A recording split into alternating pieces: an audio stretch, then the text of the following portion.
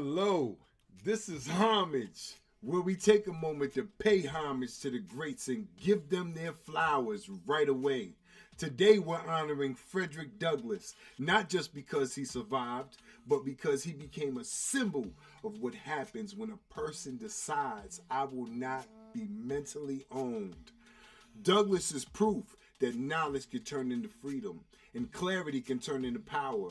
Watch this, and when it ends, I'm gonna give you the context they usually skip and a few ways we can apply it right now. Douglass stands as a monumental figure in American history, a beacon of hope and strength in the struggle for equality. Born into the grip of slavery in 1818, Douglass's journey from bondage to freedom is a testament to the indomitable spirit of a man who refused to accept subjugation.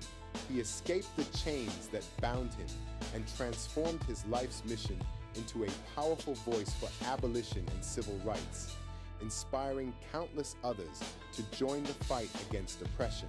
Education to Douglass was not merely a luxury, but a fundamental key to liberation. He understood that knowledge was a vital tool for self-empowerment. Self-taught in reading and writing, Douglass embraced education as a path to freedom. In his autobiographical work, Narrative of the Life of Frederick Douglass, he painted a vivid portrait of the brutal realities of slavery, intertwining his personal experiences with a broader narrative that exposed the inhumanity of the institution. His words resonated deeply with the public, awakening a moral consciousness and rallying support for the abolitionist movement. As a gifted orator, Douglass possessed an extraordinary ability to connect with his audience, mesmerizing them with his impassioned speeches. He did not simply call for the end of slavery, he demanded full equality for all individuals. One of his most renowned addresses, What to the Slave is the 4th of July, challenged the very foundations of American freedom. Urging the nation to recognize its hypocrisy, Douglass's rhetoric was both a call to action and a mirror, reflecting the dissonance between the ideals of liberty and the reality of oppression. Douglass's vision for equality extended beyond racial boundaries. He was a staunch advocate for women's rights as well. He believed that the struggle for liberation must be inclusive, embracing all marginalized communities. In his pursuit of justice, Douglass understood that true progress required solidarity and collective action among all oppressed groups. In summary, Frederick Douglass's relentless fight for equality reshaped American history and continues to inspire generations. His legacy calls us to action, reminding us of the ongoing struggle for justice. As we reflect on his life, let us commit to striving for a society where freedom and equality are not mere ideals, but a lived reality for everyone. Douglass's life is a reminder that the dream of equality must persist, igniting our passion for change.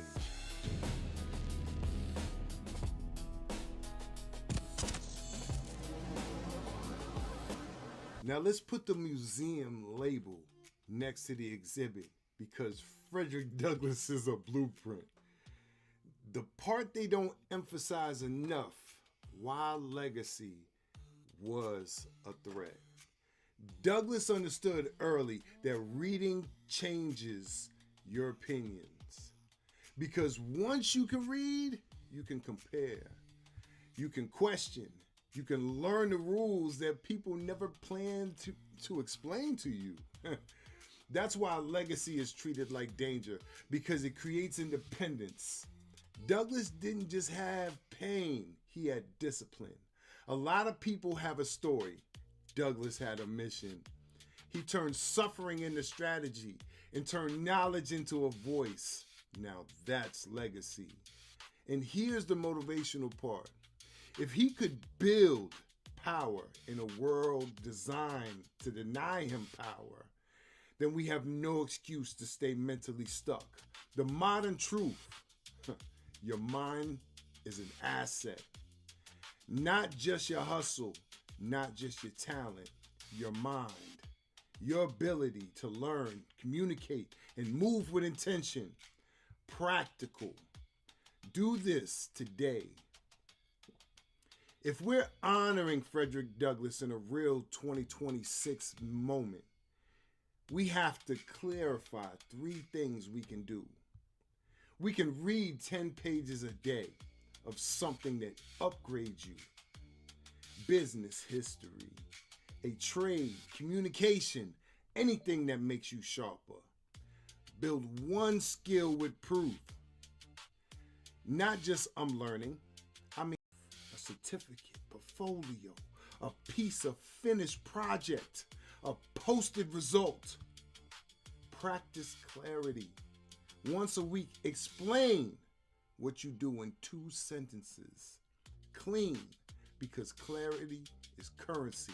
And if people can't understand you, they can't support you. Legacy landing. The new version of control isn't always change. Sometimes it's confusion. Sometimes it's distraction. Sometimes it's knowing the system you're standing inside. Frederick Douglass reminds us, learn the world, then move on purpose. That's how you turn survival into legacy. Frederick Douglass, flowers every time. Drop a comment in the box. What's one skill you're committing to learn this month? And who should I honor on the next chapter of Homage? We're keeping legacy alive on purpose here. My name is Ali Major, and I want you to have a wonderful night. Hello, welcome to No Capp Live. This is Homage, where we take a moment to pay homage to the great people from our past and give them the flowers they deserve the right way. Tonight we're honoring Dr. Martin Luther King. And I want to say this clearly. MLK is not just a quote. He's not just a holiday. He's not just a moment. He represents discipline, courage, and strategy. Those are things we still need right now. Watch this, and when it ends, I'm going to give you a few points people forget and one way to apply it tonight, not someday.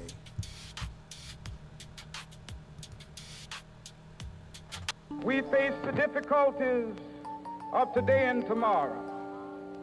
I still have a dream. It is a dream deeply rooted in the American dream. I have a dream that one day this nation will rise up and live out the true meaning of its creed. We hold these truths to be self-evident, that all men are created equal.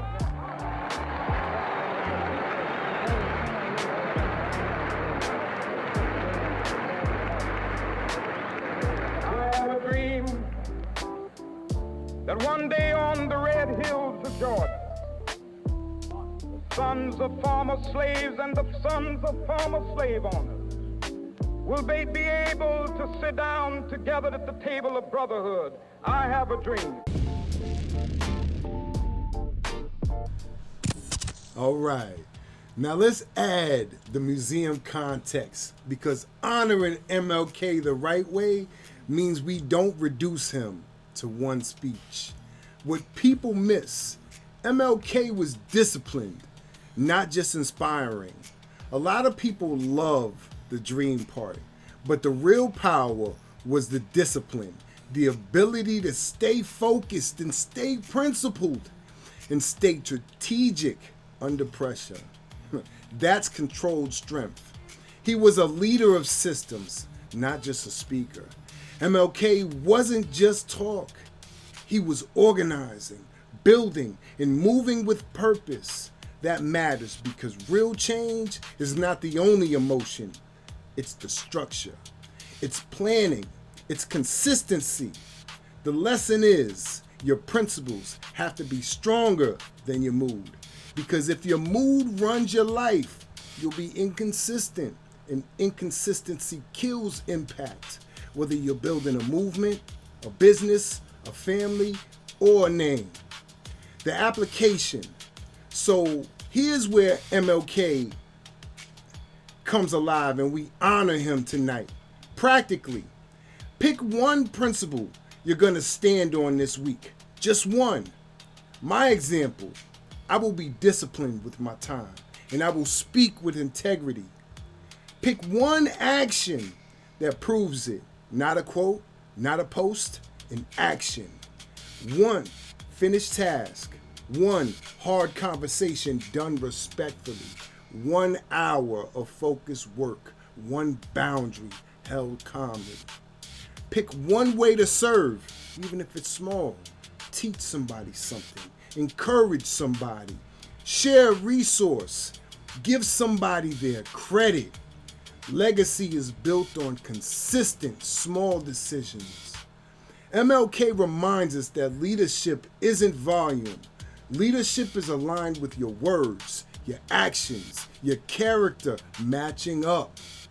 So tonight, we give flowers to Dr. Martin Luther King Jr., not as a symbol, but as a standard.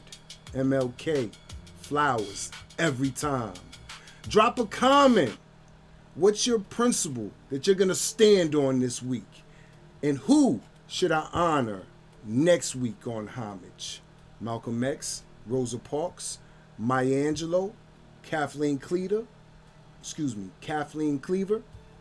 Ida B. Wells?